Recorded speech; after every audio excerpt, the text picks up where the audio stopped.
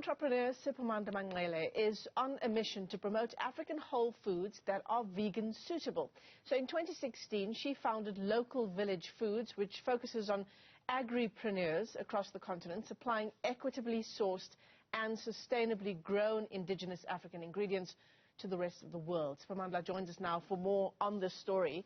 And it comes right on time, the last day of January, doesn't it, Sipamandla? Vegan January. That campaign first started in 2014. Why is it significant in a South African context as well that we pursue, in some ways at least, the benefits of a vegan diet?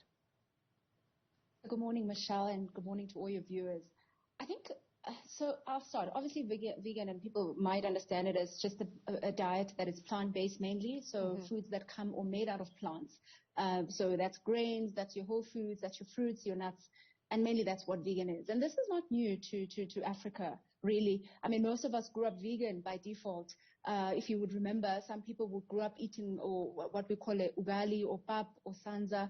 And many people would have this with greens. And so many people actually grew up on this diet. So definitely not something new. But I think we've seen it with development where people are growing in terms of income. And so consumption of meat has become so popular because it's accessible.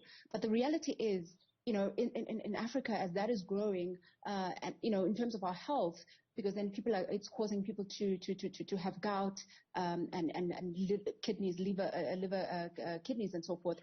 So we're seeing that sort of decline in terms of health, but also people are not eating as much fruits and vegetables as required, because meat has become something that is central to every meal. So definitely something that is significant for us to focus on as a people.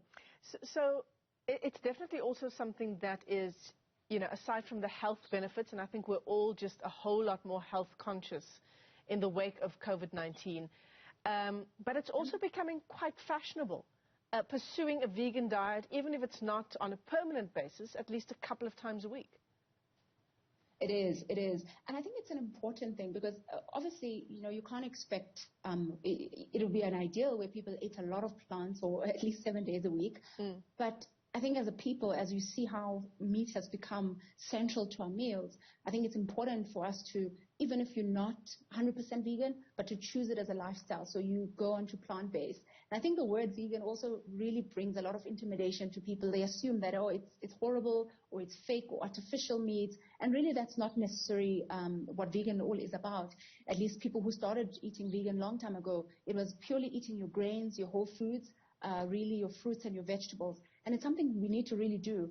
So if we could do that, at least even if it's 4 times a week, where you can have your bean curry and you can have something tasty and quality food, and you can have something that doesn't have meat as an alternative. Yeah, it's healthier in many ways when it's prepared correctly. And as you say, it also saves you quite a bit on your pocket, cutting down on the amount of meat that you're consuming.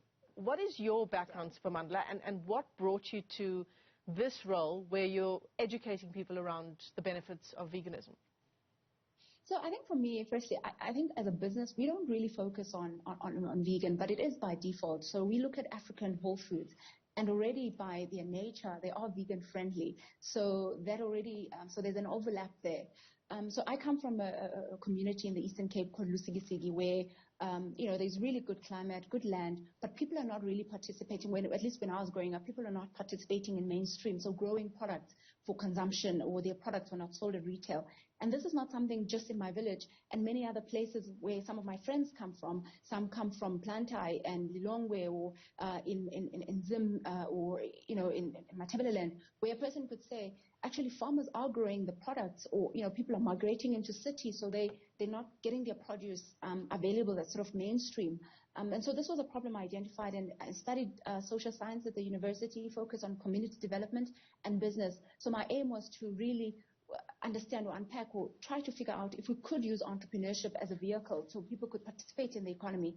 And one of the focus areas was on food. And the other key thing was, you know, if you travel around the world and you don't see African food represented at the global banquet table. So you can ask anybody what is Chinese, what is Japanese, what is Mexican. People will clearly be able to articulate that. But you know, from a African point of view, people would not really know. They'll guess whether it's jollof or okra or, you know. So I think one of the main thing was to bring that education, bring our foods into mainstream. So even at some point where we aspire to be as a business, whether exporting, where even if you're in New York, you'll be able to pick up a product and that is African and that is an African superfood, and that gives you education about Africa and its people. Yeah, absolutely.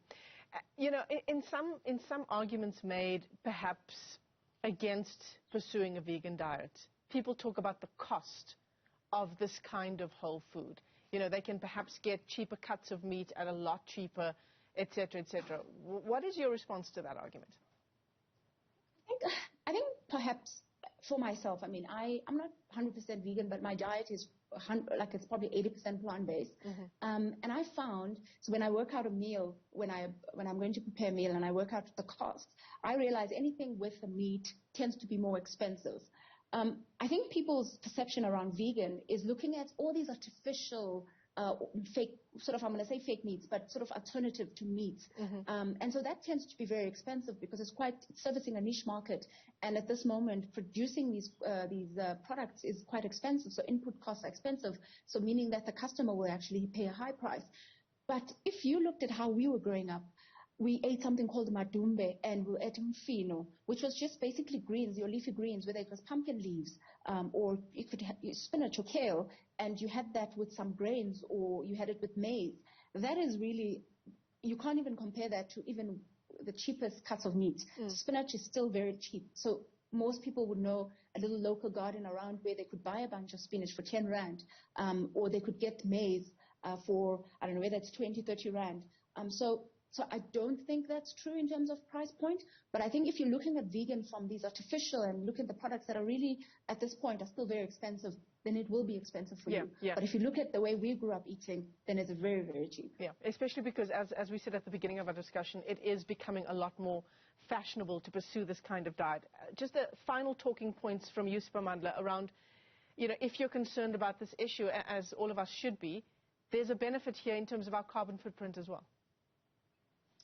No, correct. One of the interesting things about some of the foods that we focus on, mostly obviously we source in Africa, our crops, so it's not really that false, but also just the benefits of using local ingredients to communities that actually produce them, because most of these products that are specifically African indigenous are grown by small-scale producers, so that creates a benefit.